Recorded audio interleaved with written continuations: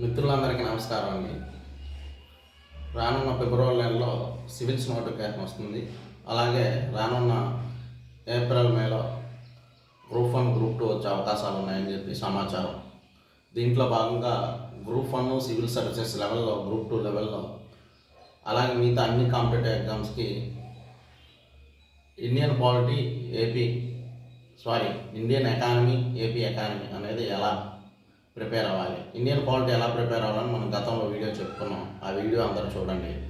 అయితే Indian economy ఎలా prepare అవ్వాలి సివిల్స్ లెవెల్లో, గ్రూప్ 1 గ్రూప్ 2 గ్రూప్ 3 లెవెల్లో, గ్రూప్ 4 లెవెల్లో ఇండియన్ ఎకానమీ ఏపీ ఎకానమీ ఎలా ప్రిపేర్ అవ్వాలనేది ఈరోజు మనం క్లాస్లో చూసుకుందాం. ఏ దేశం అభివృద్ధి చెందాలన్నా, ఉదాహరణకు ఒక ఫ్యామిలీ అభివృద్ధి చెందాలన్నా దానికి ఒక ప్రణాళిక అనేది ఉండాలి. ప్రణాళికబద్ధమైనటువంటి ఉంటే మాత్రమే అది అభివృద్ధి చెందుతుంది. మన భారతదేశం కూడా దానికోసమే భారతదేశం ప్రణాళికలు అనేవి వేసుకోవడం జరిగింది. ఈ భారతదేశం పంచవర్ష ప్రణాళికలు అనేవి ఇప్పటి వరకు 12 ప్రణాళికలు అనేవి వేసుకోవడం జరిగింది. అలాగే సుమారు 5 నుంచి 5 ప్రణాళికలు, వార్షిక ప్రణాళికలు వేసుకోవడం జరిగింది.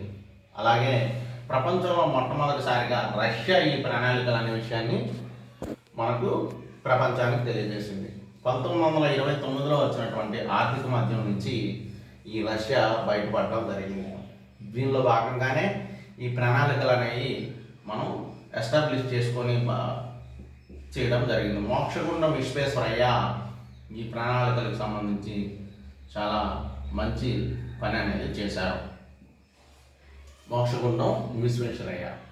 అలా చూసుకున్నట్లయితే మనం ఈ ప్రణాళికల్లో సాధించిన లక్ష్యాలు, దీనికి ఉన్నటువంటి ప్రధాన లక్ష్యాలైనటువంటి సామాజిక న్యాయం, పేదరిక నిర్మూలన, నిరుద్యోగత నిర్మూలన, ఇలాంటి లక్ష్యాలు, సంతులిత వృద్ధి లాంటి లక్ష్యాలు, వ్యవసాయ అభివృద్ధి లాంటి లక్ష్యాలు ఎన్నో సాధించినప్పుడు కూడా పూర్తిగా సాధించలేకపోయాం. ఈ ప్రణాళికలు మనకి విఫలమయ్యాయని చెప్పుకోవాలి.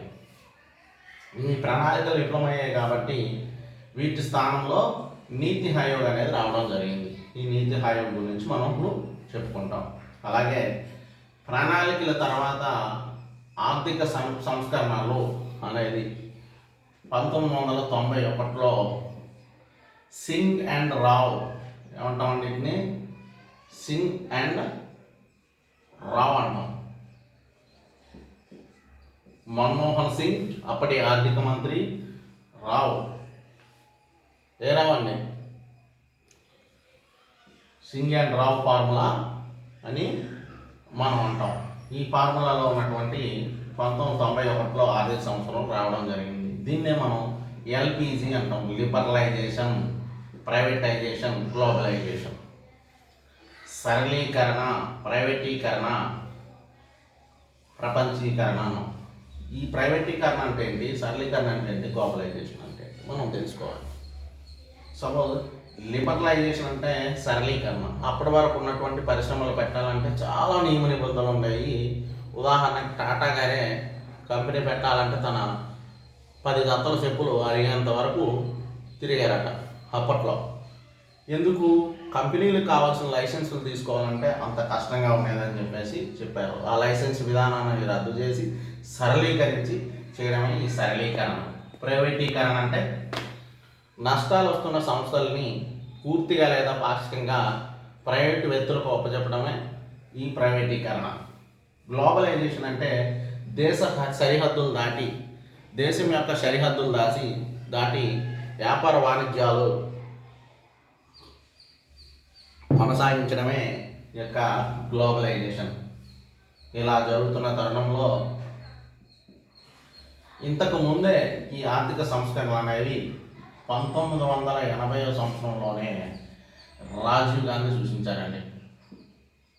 అయితే మనకి మన్మోహన్ సింగ్ ఉన్న టైంలో ఈ ఆర్థిక సంస్కరణలు అనేవి రావడం జరిగింది. ఆర్థిక సంస్కరణలు వచ్చిన తర్వాత ఎలా ఎస్టాబ్లిష్మెంట్ చేయాలనేది మనం చెప్పాము. దానికి సంబంధించిన తర్వాత ఆర్థిక వ్యవస్థ పైన నియంత్రణ అనేది కొన్ని సంస్థలు ఏర్పాటు చేశారంట. ఉదాహరణకి బ్యాంకింగ్ రంగంపై ఆర్బీఐని, హౌసింగ్ కార్పొరేషన్ ఆఫ్ ఇండియా అనే దాన్ని, అలాగే నాబార్డ్ అనేదాన్ని ఇలాగా కొన్ని నియంత్రణ సంస్థలు అనేవి గ్రామీణాభివృద్ధికి సంబంధించి నాబార్డు, గ్రామీణాభివృద్ధి దానికి సంబంధించి వ్యవసాయం, గ్రామీణాభివృద్ధి ఇలా కొన్ని ఆర్థిక నియంత్రణ సంస్థలని ఏర్పాటు చేశారు. విచ్చలవిడిగా సంస్థలు దాని పనితీరును కాకుండా సక్రమంగా పనిచేయాలని చెప్పేసి ఈ యొక్క నాబార్డు లాంటివి చేశారు. అయితే ఈ ప్రణాళిక సంఘం స్థానంలో 2015 జనవరి 1వ తారీఖు నుంచి ఈ నీతి ఆయోగ్ రావడం జరిగింది. నీతి అంటే national institute of transforming India. Aayog అంటే విధానము.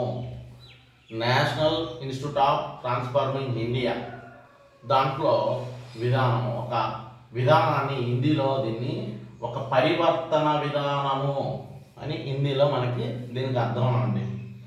మనం ఈ యొక్క నీతి ఆయోగ్ గురించి చూసుకున్నట్లయితే ఈ నీతి ఆయోగ్లో ఒక చైర్మన్గా పిఎం ఉంటారండి, ప్రధానమంత్రి.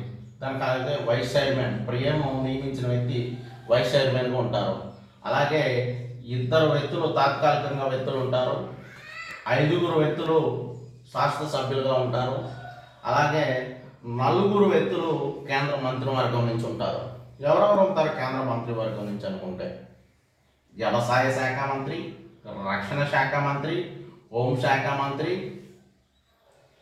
ఇలాగా పిఎం నియమించిన ఇంకొక వ్యక్తి రైల్వే శాఖ మంత్రి, గ్రామీణాభివృద్ధి శాఖ మంత్రి, ఇలా 4 రకాలైన మంత్రులు ఇందులో సభ్యులుగా ఉంటారండి. ఇది నీతి ఆయోగ్. నీతి ఆయోగ్ గురించి మనం చెప్పుకునేటప్పుడు వివరంగా చెప్పుకుందాం. ఖచ్చితంగా నీతి ఆయోగ్ నుంచి బిట్టుపడుతుంది, ఆర్థిక సంస్కరణల నుంచి బిట్టుపడతాయి. మనం ఇవన్నీ చూసుకోవాలి. ఇది చూసుకున్న తర్వాత సమ్మిళిత వృద్ధి అనే భావన మనం చూసుకోవాలి.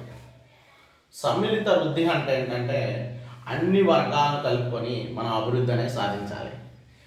ఎస్సీ, ఎస్టీ, బీసీ, మైనార్టీ, అలాగే వెనకబడిన తరగతులు, మహిళలు, వికలాంగులు, వృద్ధులు, పిల్లలు, యుక్త వయస్కులు వీళ్ళందరినీ కూడా దృష్టిలో పెట్టుకొని అందరికి అనుకూలమైనటువంటి పాలసీస్ అనేవి ఈ గవర్నమెంట్ చేయాలి. అన్ని రకాల, అన్ని వర్గాలకి, అన్ని సామాజిక వర్గాలకి అనుకూలమైనటువంటి పాలసీస్ ఈ గవర్నమెంట్ చేయడాన్ని, దాన్ని ఇంప్లిమెంట్ చేయడాన్ని సమ్మిళిత వృద్ధి అంటాము. అన్ని రంగాలలో, అన్ని వర్గాలలో అభివృద్ధి చెందడాన్ని ఈ సమ్మిళిత వృద్ధి అంటాం. అన్ని రంగాల మీద పెట్టుబడులు పెట్టాలి, మానవ వనరులను డెవలప్ చేయాలి. చేసిన తర్వాత ఈ సమ్మిళిత వృద్ధి అనేది మనం సాధించగలం. నెక్స్ట్ మనకి సస్టైనబుల్ డెవలప్మెంట్. ఇది చాలా మంచి కాన్సెప్ట్ అండి. పేపర్ 1లో ఈ యొక్క కాన్సెప్ట్ మీద సుమారు 10 నుంచి 12 ప్రశ్నలు అనేవి రావడం జరుగుతుంది. ఈ సస్టైనబుల్ డెవలప్మెంట్ గోల్స్ అనేవి 2015లో యుఎన్ఓ చెప్పింది, యునైటెడ్ నేషన్ ఆఫ్ ఆర్గనైజేషన్ వారు తెలియజేశారు. అయితే 2015కు ముందు దీన్ని మిలీనియం డెవలప్మెంట్ గోల్స్ అనేవారండి. 2015 తర్వాత సస్టైనబుల్ డెవలప్మెంట్ గోల్స్ అంటున్నారు. అయితే ఈ గోల్స్ ఎన్ని ఉన్నాయి? 17 గోల్స్ ఉంటాయండి. ఈ 17 గోల్స్లో 169 లక్ష్యాలు ఉంటాయండి. ఇవన్నీ కూడా పేదరిక నిర్మూలన, నిరుద్యోగ నిర్మూలన, ఆకలి సాగుని నిర్మూలించడం, ఇలాంటి మనం ఏదైతే ఆర్థిక వ్యవస్థలో ఎదుర్కొంటున్న కష్టాలు ఉన్నాయో, బాధలు ఉన్నాయో, శిశు మరణాలను తగ్గించడం, ఆరోగ్యాన్ని మెరుగుపరచడం, ఇలాంటివన్నీ కూడా విద్యను అభివృద్ధి చేయడం లాంటివి కూడా ఈ 17 లక్ష్యాలు ఉన్నాయి. 17 గోల్స్లో ఉన్నాయి, 169 లక్ష్యాల్లో ఉన్నాయి.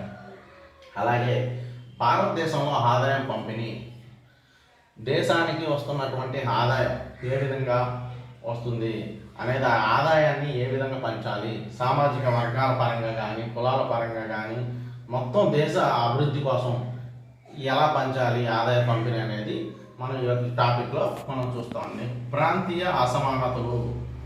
దేశంలో ఉన్నటువంటి కొన్ని ప్రాంతాలు బాగా అభివృద్ధి చెందే, మరికొన్ని ప్రాంతాలు బాగా వెనకబడి ఉన్నాయి. బీహార్ లాంటి ప్రాంతాలు బాగా వెనకబడి ఉన్నాయి. గుజరాత్ లాంటి ప్రాంతాలు బాగా అభివృద్ధి చెందాయి.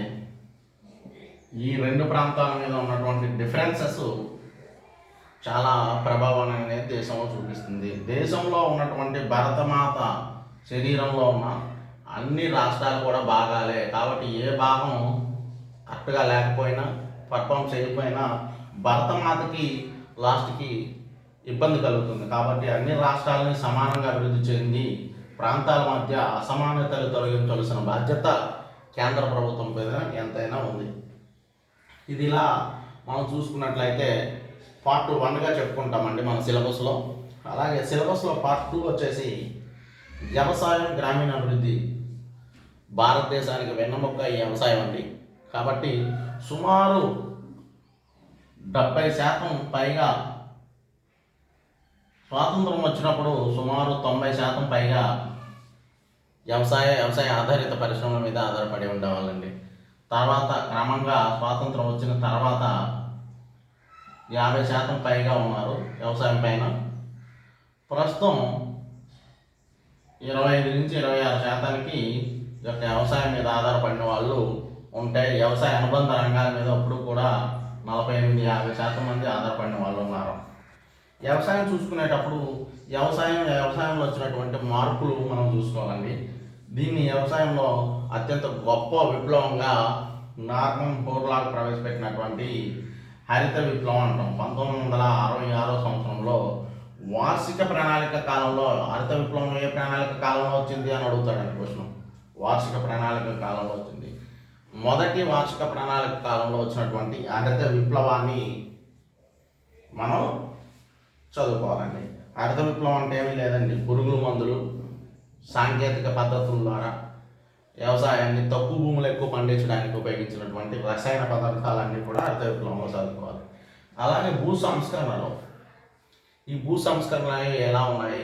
ఎప్పుడో బ్రిటిష్ వాళ్ళు ప్రవేశపెట్టినటువంటి రైతువారి జమీందారీ పద్ధతుల నుంచి వచ్చినటువంటి భూమి కొందరి చేతుల్లోనే ఏకీకృతమై కొందరి చేతుల్లోనే ఉంటాయి. వారి కాబోలు హస్తాల నుంచి విడిపించి పేద ప్రజలకు పంచాలనేదే ఈ భూ సంస్కరణలో మనం చదువుకోవాల్సిన అవసరం ఎంతైనా. వ్యవసాయ విధానాల గురించి మనం చదువుకోవాలండి. ముఖ్యంగా 1993లో వచ్చినటువంటి వ్యవసాయ విధానం, అలాగే 2000 సంవత్సరంలో వచ్చినటువంటి వ్యవసాయ విధానం కంపల్సరీగా మనం చదువుకోవాలండి. Very very important. రీసెంట్ 2020లో వచ్చినటువంటి వ్యవసాయ విధానం చదువుకోవాలి. ఈ వ్యవసాయ విధానాలు అనేవి ఖచ్చితంగా ఒక 10-15 మార్కులు అనేవి గ్రూప్ 1లో సుమారు 20 మార్కులు కూడా పడే అవకాశం ఉంటుంది వ్యవసాయం మీద.